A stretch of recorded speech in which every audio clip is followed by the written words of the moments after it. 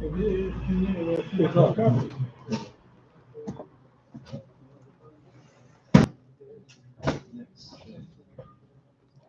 so we're learning the Maimer V'ata Tetzaveh, Mem Aleph, the famous V'ata Tetzaveh, which is Le'esato, the last Maimer that we were zeicher to get from the Rebbe Muga, and the Rebbe handed it to all of the Chassidim, and we could understand, and also we know from the Rebbe's attitude towards Basi Lagani, from the fact that it was a Maimer that the last Maimer that the Frierdiker Rebbe left us with.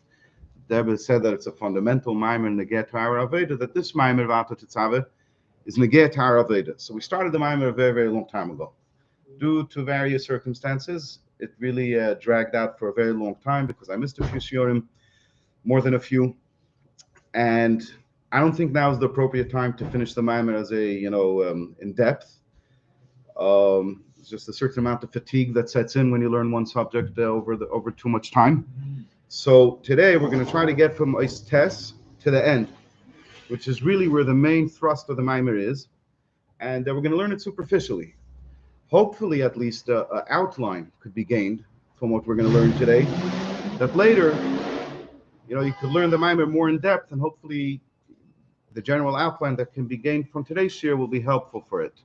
Okay, so there's a lot of references. Let's go close those windows. Moshe, what is passiert when you get a cold? So learn it out. This is the temperature now. Well, this is That's passiert when you have the cold. And the Gabe have the cold. Okay, so there's going to be a lot of references to concepts that were explained in the beginning of the Maimer, but we're going to try to move fast with it. The Chlolus, you could frame the Maimer as talking about the Etzem and the Neshama and the Gili of the Etzem and the Neshama. The Maimer, of course, talks about the pasuk V'ata Tetzaveh, which talks about the Raya Mehemna Moshe Rabbeinu helping the Yidden in their Aveda down here in this world. And he explained earlier in the Maimer that the job of the Raya Mehemna, of the faithful shepherd, is to shepherd faith, is to bring faith to the Yidden by revealing their Etzem HaNeshama. And in this Bechlolus, we spoke previously two madregas in how the Etzem HaNeshama is revealed. One way that the Etzem HaNeshama was revealed was through the Aveda of Moshe Rabbeinu. Moshe Rabbeinu was Zonu Mefanis Emunah by teaching the Yidden Das and Elikus. He taught them a big understanding in Elikus. And through this, you were able to see the effect of all of the Etzem HaNeshama. Because the fact that the Yidden were able to connect with the Das and Elikus that Moshe Rabbeinu was teaching them, so you could see the pull of the Etzem HaNeshama. But this is relatively a revelation of the Etzem HaNeshama in a very minor way, in a hidden way. It's a revelation in a hidden way. What do we mean? Like I said, it's very hard. This Maimer is to discuss issues of the Etzem HaNeshama, you really have to talk in depth and try to understand first and then try to explain. And we're going to try to finish the whole Maimer. But in general, let's just say, what do we mean when we say revelation, that something is revealed? So in Chassidus, we use the word gilui. It's begalui. There's two things you can mean. There's two ways you can understand the word galui. Begilui could mean that you could see it. It's something that you could see. That's not necessarily what Chassidus means when Chassidus says that it's begilui. The main meaning, l'chora, in Chassidus of something being begilui is when it leaves its source, when it comes out of its source, and it takes action somewhere else. It expresses itself somewhere else. That's what we mean when we say that it's begilui.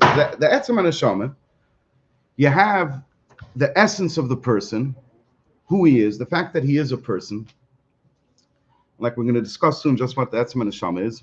And then you have his seichel, his understanding.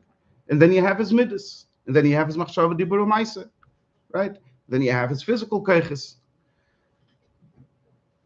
In a person's thought, in his seichel, do you see his Etzem HaNeshama, do you see his essence, or do you see seichel? Which one do you see? Do you see Etzem? I'm saying, what or not? Do you see Seichel? Well, it depends what you want to be Megali. If it's an intellectual point, you want to say. You're never Seichel going is to be Megali, Etzem Neshama. Huh? Etzem Neshama is never going to be Nisgali. Etzem can't be Nisgali. Oh, wait, hold on. That's the ending of this Maimer. It depends what you want to be Megali. if you want to be Mescal at a very high intellectual point, and this person is Intellectual. capable, and this person is So it's capable of seichel. doing it, so that he was just Megala on an intellectual level. Good, so it's seichel. Yeah. It's seichel. But That's a neshama, it's not. Okay? And the same thing with midas, and the same thing with everything else that's in a person. In other words, by a person b'derech klal, even though everything comes from the etzam and neshama, the etzam and neshama is behelam. It's not begilui, and never lowers itself to affect and to express itself in his seichel, in his midas, in his actions. It stays above and disconnected and beyond. The fact that something is begili means it's not etzem. And b'derech klal, like you're saying, the fact that something is begili, it's not etzem. Because what does begili mean? Begili means that somebody else can see it.